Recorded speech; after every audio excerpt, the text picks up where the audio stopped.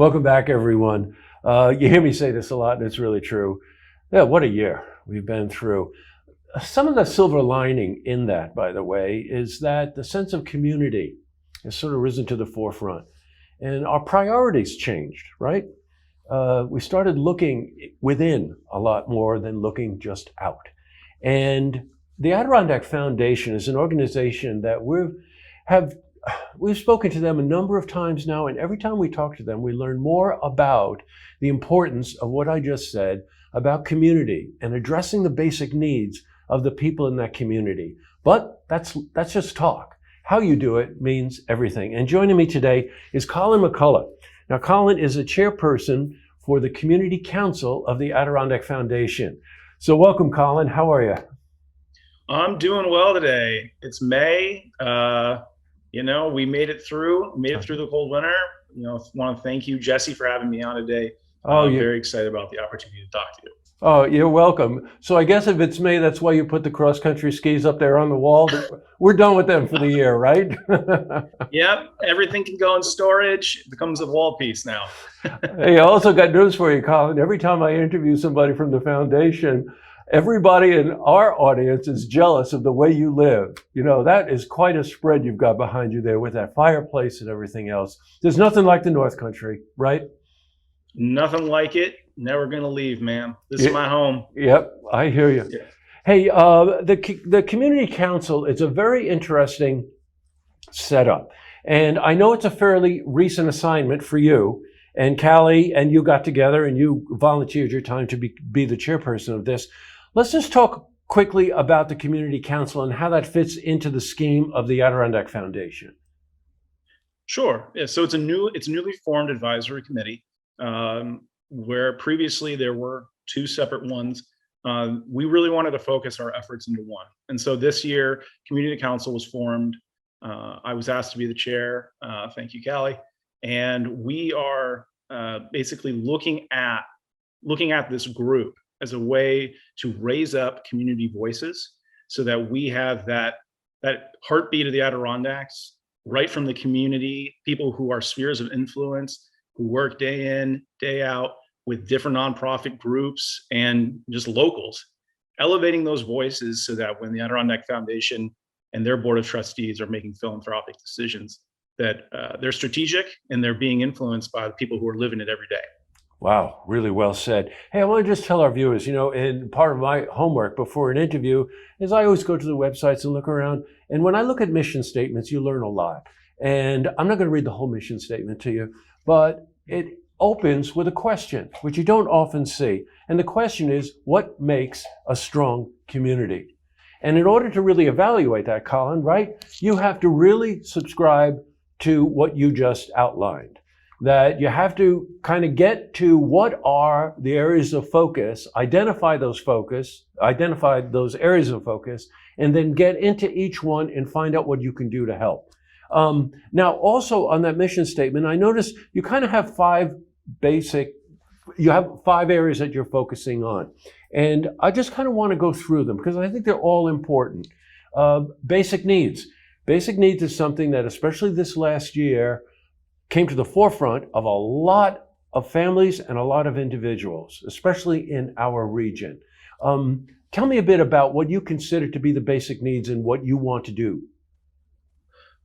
Yeah, I mean, you hit the nail on the head. This year has really, it's really pushed that and the need for that. And people who are all of a sudden out of a job or didn't have the same economic opportunities because of the pandemic. Basic needs is, it's food, it's shelter for people who need it. It's care for elderly too. I would say that's an area where it's focused is think of a system that was stressed during COVID, care for elderly, making sure there was transportation, making sure that they were cared for.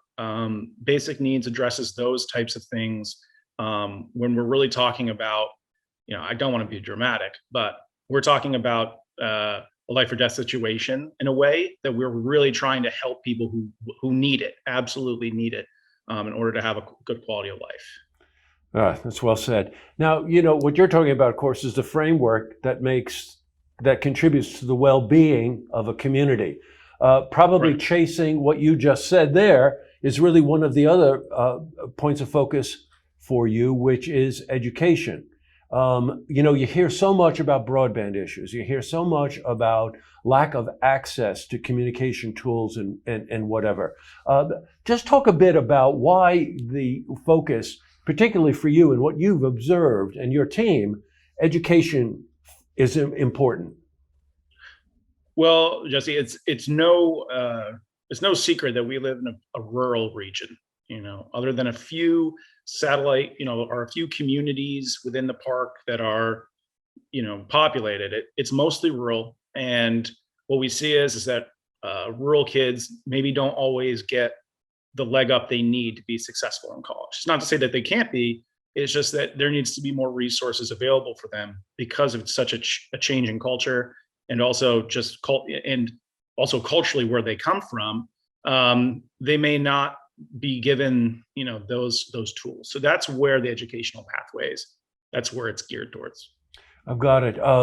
Two of the other points that I'm going to kind of combine them because economic vitality is something you hear a lot. You hear a lot of people I speak to always talk about economic vitality. Rarely do they make the direct connection between economic vitality and the environment. And I notice that that's a real, that you really identify the fact that they need to work together. And that, again, thinking about the area that we live in, that seems to be paramount. That seems to even be more important. 100%. I think the environment, well, the Adirondacks, first of all, as I might be a little bit biased, but some of the most unparalleled beauty that you can have in the lower 48. And when we think about what that does for our community, it's a big attractor for people who want to come here. The Adirondacks is becoming more discovered. I think more people are, COVID has definitely increased the amount of people who have wanted to come up to the park and go on hikes and enjoy the Adirondacks. But it's still one of those things that we really need to push, and we need to make sure that it's there for future generations, and that people continue to see that as, hey, I want to live someplace where on a Friday afternoon after I get off work, I can go and be on a mountaintop. You can't say that for everywhere, and that's a big attractor for this area for me.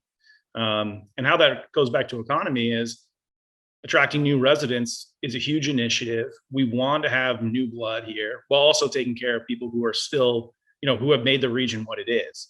And if we can tap into that, use the park and the natural beauty and the other awesome things that locals are creating, the culture we're creating here to attract new people, that's going to help the economy. So it's like you said, it's cyclical, and it all helps the other thing. Right. And then the last point on that, of course, is arts and culture, which speaks to many of the things that you're talking about underlying all of this, that a vibrant community respects its culture and helps promote the arts, which bring a vibrancy to any community. I don't think there's any time I haven't not talked to someone in a position similar to yours where they haven't noted the importance of the kind of diversity of thought. Not to mention just the way it just sort of makes the culture more colorful in a lot of ways, if you know what I mean. 100%. It shows the pride in the community when you go in and you see public art or murals. That's one of my favorite things, is seeing murals and mosaics, and that really brings a vibrancy. And we have that here. That's being worked on throughout the park. That's been an initiative. The arts can be tough because it's not something that you can necessarily track down to here was the direct impact, but it's more of a feeling that you get being in a community. And I know for me personally, I'm from Plattsburgh. The amount of murals that have gone up in the last few years has made me feel more proud to be from Plattsburgh. And it's just funny how that works. Yeah, it's funny you're laughing there, and I know what you're laughing at. These murals tell a story, and when you see a mural like that and it tells a story, it sort of fits a picture, but it also gives you a glimpse into the peeling the curtain behind a community as to how they think and what they feel. And kind of summarizing all of these different things that we've talked about here. Can you identify maybe a couple of areas that are issues that you're facing that you know need to conquer, you need to get more publicity about, you need to talk about more? 100%. Yeah, I think that probably the buzziest topic right now is attracting new residents. It's something that the Common Ground Alliance, I'm not sure if I think you are aware of that. They approached that this last year. I took part in it, and it was all about what can we do to better, market this area and to have young families, new families move here. And it was awesome workshopping that and hearing the different perspectives. The great thing about Common Ground Alliance is they come out with a blueprint every year that they can send to Albany saying, this is what we need, in order to get this done. So it's a strategic way to accomplish that. With attracting new residents, I think the Adirondacks have a huge leg up because people care about other people here. You can come here and you feel like it's a part of a community. You feel like people want to help you out, and that's a huge plus. Now, with the pandemic, there are new opportunities. Work from home, that's an opportunity. Like I said, you can work from home and then be in this beauty of the Adirondack Park where there's, year-round activities.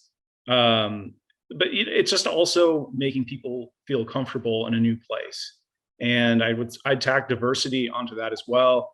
I think as a population, we're only becoming more diverse. And so we need to make sure that the Adirondacks is accepting everybody and anybody, and seeing the value in new people coming here who are bringing their energy and their love for this place too. Wow. Again, really well said. So you mentioned the word rural before, and that strikes me because, there are things like food deserts, food access issues, there's childcare issues, right? There's housing issues. These are all very fundamental needs that contribute to the well-being of a community. It just sounds to me that the foundation's direct impact on the community is really substantive. Can you describe just a little bit about how you feel about that? Absolutely. I think that those are all challenges that we're facing right now. And, to say that everything is hunky-dory and peachy up here just wouldn't be true. The Adirondack is a hard place to live. It's a hard breed of people who lives up here. And part of those challenges is we need more affordable quality housing. There is childcare access issues. There have been food deserts up here where access to healthy food hasn't been easy. The antidote, or what we have working for us, is that the Adirondack Foundation is plugged into nonprofit groups of people who genuinely care about this place and improving those issues, that are finding new solutions so that, a new family can have an affordable childcare option. That what was used to be a food desert, now there's subsidized farm fresh food available to local community members. And I call out the Northern Forest Center and some of their initiatives. It's working on getting that affordable and quality housing for local workers. Those are just a few of the things facing us, but there's a lot of people rowing in the same direction here who are saying, this is an issue, let's do something about it. And that's a big part of what that Adirondack Foundation is doing right now. Well, to anyone watching this, it's obvious that the foundation is highly organized, highly focused, and a word that really comes to mind, Colin, very empathetic organization. You're dialed in on a personal level as well as a professional level with the people in the community. So look, I want to thank you for taking the time to talk to us when we got wind that yet there was another part of the Adirondack Foundation that we wanted to know more about. It was obvious that the Community Council is just really finding its niche within what both you and I hopefully have described in the last 10 minutes. Good. Thank you so much for joining us. And please keep us posted on anything that's going on. If there are events, let us know. We'll help you publicize the events. If there are initiatives, if the foundation is donating a certain amount of money for a cause, let us know about that. And we'd be glad to lock arms with you and help get the word out, okay? Awesome. Yeah, good. All right, Colin, you take care of yourself, all right? You take care, Jesse. Okay, thank you.